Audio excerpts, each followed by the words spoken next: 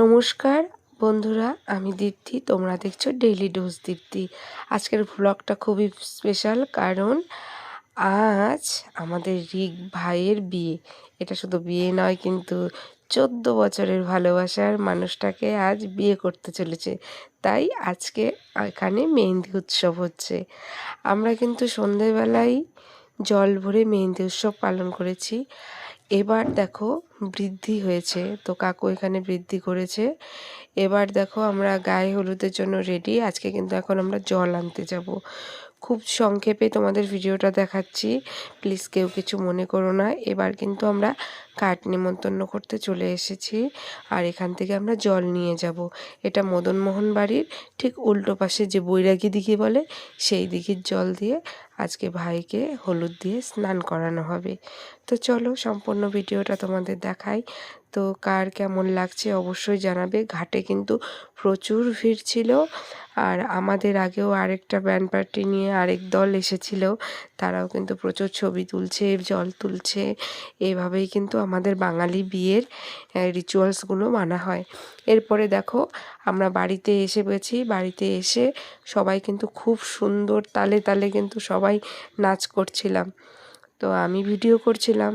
এই সময়টায় কিন্তু ভীষণ ভালো লাগছিল, কি আর বলবো। তারপর জল ভরা আর হলুদের অনুষ্ঠান, বাড়ির বড়রা আর বন্ধুরা মিলে বর কনেকে হলুদ মাখায়। তো এখানে ভাইকেও হলুদ মাখানো হয়েছিল, সেজন্য আমি ভিডিওটা করতে পারিনি। চারদিকে উলুধ্বনি, হাসি আর খুশির মুহূর্ত। সত্যি বলতে কি, এই সব ছোট ছোট মুহূর্তগুলো বিয়ের আসল আনন্দ কিন্তু। এরপর আমরা রেডি হব। তারপর আমাদের দুপুরের খাওয়া দাওয়া আছে। সেদিন কিন্তু দুপুরের খাওয়া দাওয়া করতে অনেক দেরি হয়ে গেছিলো। দেখো আমরা সব বসে পড়েছি। সেদিনকে রান্নাগুলো কিন্তু ভীষণ ভালো হয়েছিল।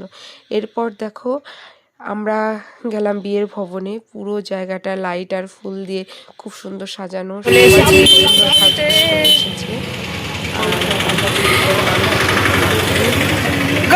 দেখো আচ্ছা, বিয়ে বাড়ি ছেড়ে তোমরা সাইডে কি করো? দেখো কি বলছে।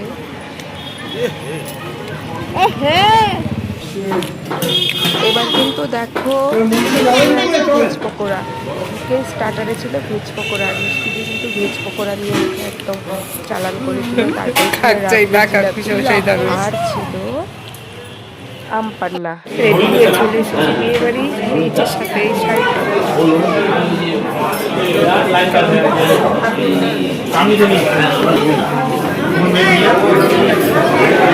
বিয়েটা কিন্তু হচ্ছিল ভিডিও করলো যে আমাদের ছোট মা, ছোট মা শাড়ি পরেছে। এটা হলো ছোট মা, মানে আমাদের কাকু। আর যেটা শাড়ি পরেছিল এগুলো কিন্তু অলরেডি বিয়ে শুরু হয়ে গেছে। আমাদের আসতে দেরি হয়েছে, ছেলে কিন্তু অলরেডি বিয়ে করতে হয়েছে। যার রিচুয়ালগুলো ছিল সব কিছু কিন্তু পালন করছে। আর এদিকে দেখো ব্যান্ডপার্টি, তো সবটাই দেখে দিলাম।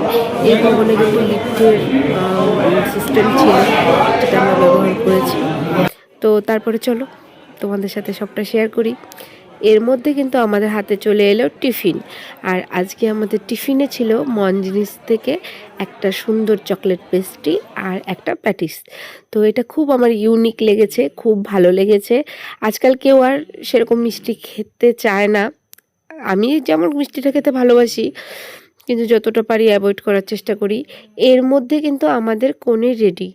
কনের কাকা, জেঠা, দাদারা সবাই মিলে কিন্তু কনেকে পিঁড়িতে বসিয়ে নিয়ে আসছে মণ্ডপে। ছেলের সঙ্গে তার শুভ দৃষ্টি হবে।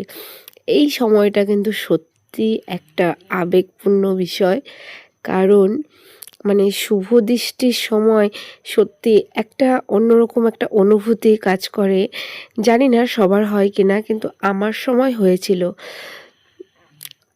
চলো তোমাদের সাথে সবটা শেয়ার করি, তোমরাও একটু বিয়েটা দেখো। এইদিকে কিন্তু শুভদৃষ্টি হয়ে গেছে। এবার কিন্তু আমার বরমশাই পিঁড়িটা ধরে নিল, যেহেতু মেয়ের কোনো দাদা বা ভাই নেই, সেজন্য কিন্তু আমার বরই ওর পিঁড়িটা ধরলো। এবার হচ্ছে মালা বদল।